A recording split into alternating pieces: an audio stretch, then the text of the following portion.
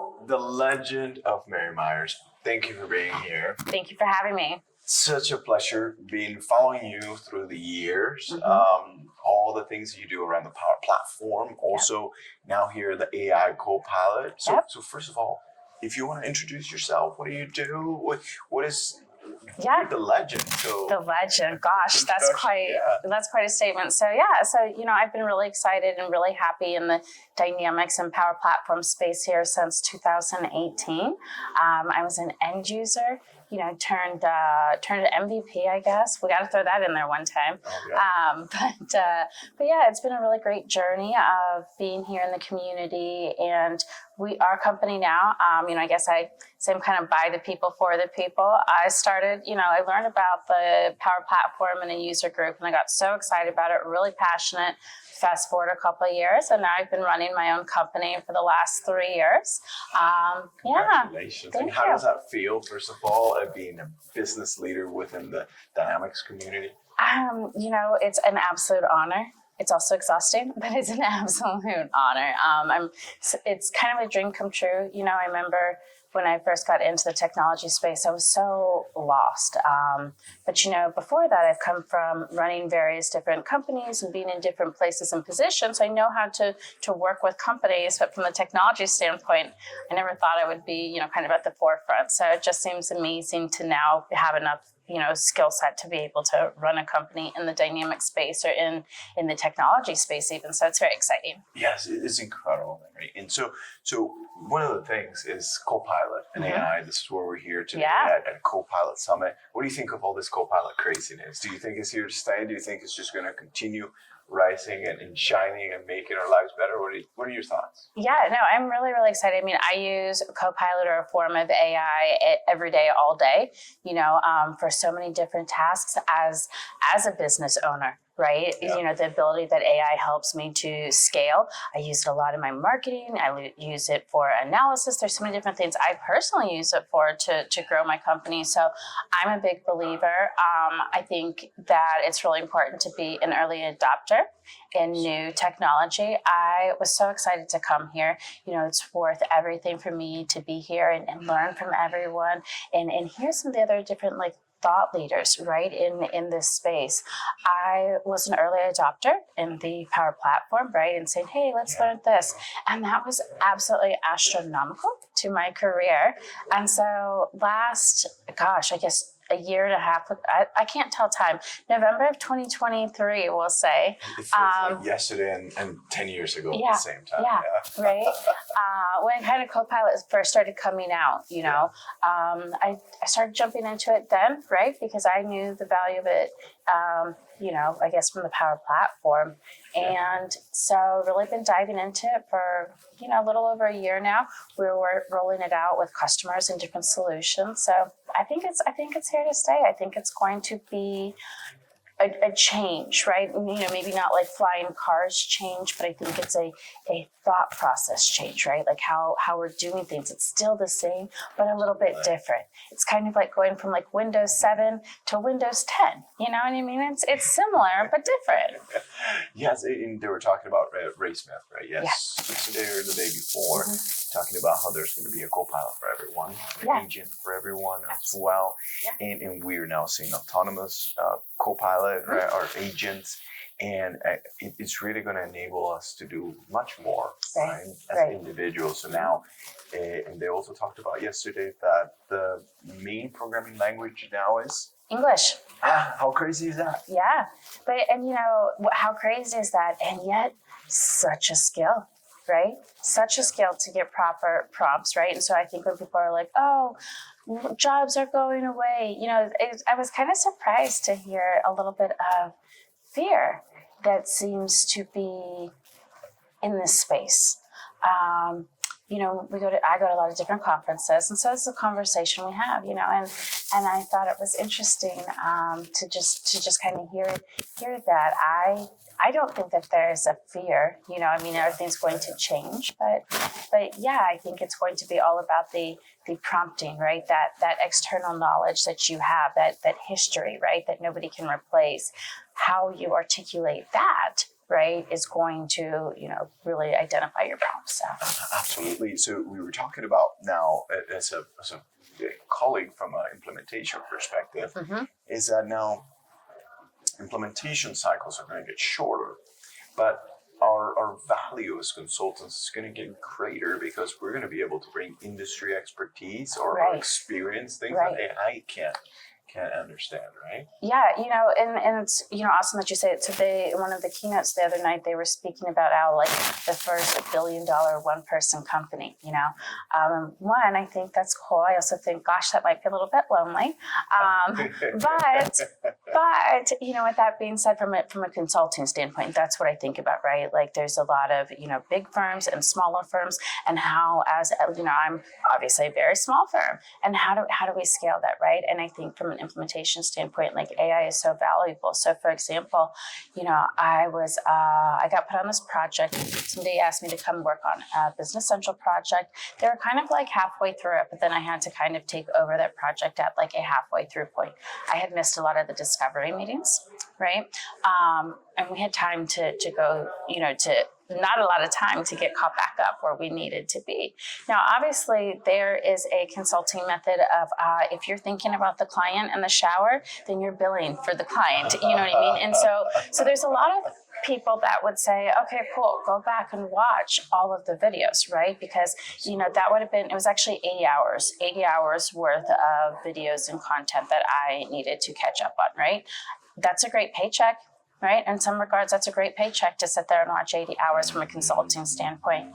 But I don't have the time, nor am I going to waste my clients' money, right? So when you're talking about using AI to be able to provide value, I always say, like, I'm going to work with my clients and spend their money like it's my own. So we're going to use AI. We're going to use Copilot to transcript all of that, to dive into all of that, right? So I was able to really get some really great notes and get really caught up on the project with, I think maybe it was like 4 hours that I ended up taking between, transcribing and going through and like familiarizing myself with the project, so much so that like when I came back on, the client was very impressed and very happy that we were now up to speed, and it didn't cost them 1 million hours. 80 hours to 4 hours. Yeah.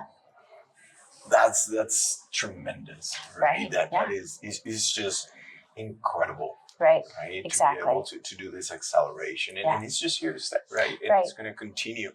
And as we go along in this implementation journey, yesterday we demoed Dynamics or Copilot for Dynamics implementation. So this is going to get in there as well, and it's time to bring value.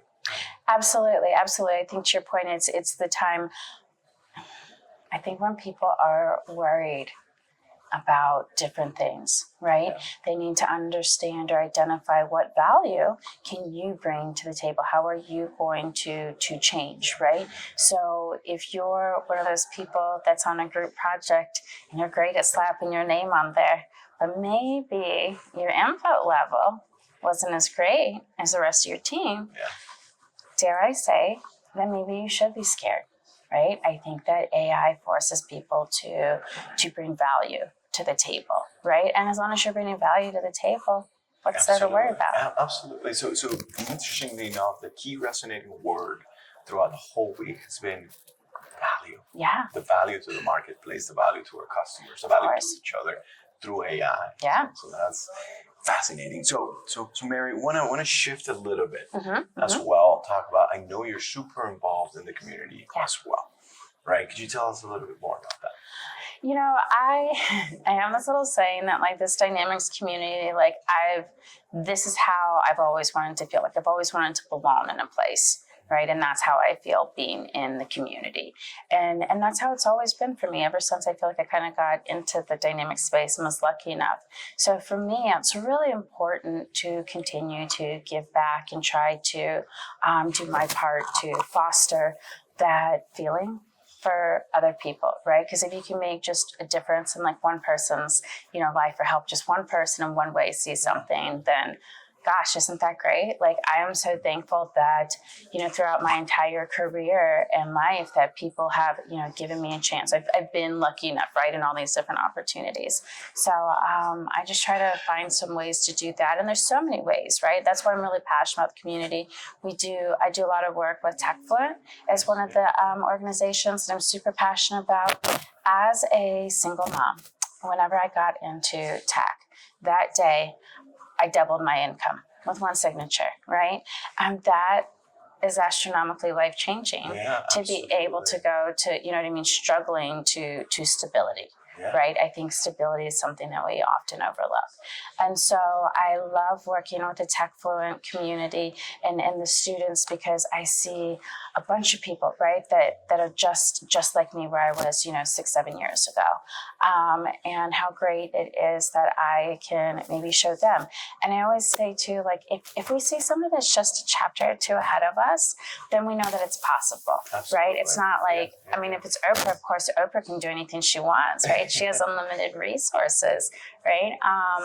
And that doesn't seem attainable sometimes, right? But if it's just somebody that we know and we work with and we see at conferences, then sure, then maybe I can see myself, right, in a different place. So that's one of the things that I really like working with TechFluent. We do a lot of training. I do a lot of training with them where we're doing, whether it's Power Automate and Power Virtual Agents. You're incredible at this, by the way, the Power Virtual Agents and Power Automate.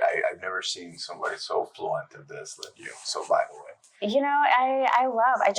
I love what it does, and I can see how they all fit together, and I think that's one of the things that I really love sharing and training about it, is because I don't come from a technical background, I have my degree in business management and accounting, and I take these concepts and make them sound absolutely ridiculous. You know what I mean? But it's like when I do my Power Automate training classes, I call them, Mary's Madness. Like, these are Mary's Madness tips, and like they're like the craziest things, like the way that I like look at it, right? But then it's memorable, right? So it kind of helps people. It's like democratizing. So somebody recently, they're like, "Can you tell me what is agentic AI? What does this stuff mean?" Right? And I was like, "That's super simple." Because she said that she had looked it up. She used ChatGPT to look it up, and she was still and she was still confused about it. I was like, all right. I was like, when you're flying and you need to reschedule your flight for whatever reason, so did you ever use on the Delta app how they have the messenger that you go back and forth, and then it will reschedule your flight for you? She was like, yeah. I was like, agentic AI. Yeah. She was like, that's it? I was like, in a nutshell, that's all it is. Do you know what I mean? It's just those little conversations. We see them all the time. She was like, now I get it, And so I think that's what makes it fun, right? And I'll call it democratizing the knowledge base there, because it's not rocket science. I think that historically maybe there's a thought process or thought knowledge is let's keep people out and let's use all the fancy words so that it sounds more than what it is. But I'm like, it's not that crazy. If I can learn this, you know what I mean, then anyone can do it. I take my car to the car dealership. I'm like, there's some emojis on the dashboard. Can you please solve that for me? So I feel like if I can understand Power Automate, then anyone can. Yes. And so first of all, thank you for all you do for the community. Thank you for Mary's Madness. And thank you for all you do. We've been seeing the democratization of AI and things like that. So we're going to continue to see you rise. We're going to continue seeing kicking butt and taking names out there in the marketplace. Yeah. And Mary, this is just really gratitude. I think this has been the theme all week here. Yeah, for Just sure. a lot of gratitude for the things that are yet to come. Yes. From an AI perspective, and all you do, volunteering and keep the community growing. In the Dynamics community, we all kind of take care of each other. Absolutely. This is just a very niche community here. And I think that's what makes it so special, is because everyone does, you know what I mean, really watch out and take care of each other. And, it really just feels like a family. I know it sounds like super corny, but this is what we do. You know what I mean? We work together in the space, and it's hard for other people to kind of understand how cool, the Power Platform may be, or Dynamics, or even AI and Copilot, right? It's a great place to be. Yes, and no better time than now. Exactly. So, yeah. Well, Mary, thank you so much for Thank your you for time. having me. Thank you for being with us. Keep rocking, keep kicking ass, Thank you, kicking sir. names. Yep. And really appreciate your insights and your dedication to community. So Thank you so much.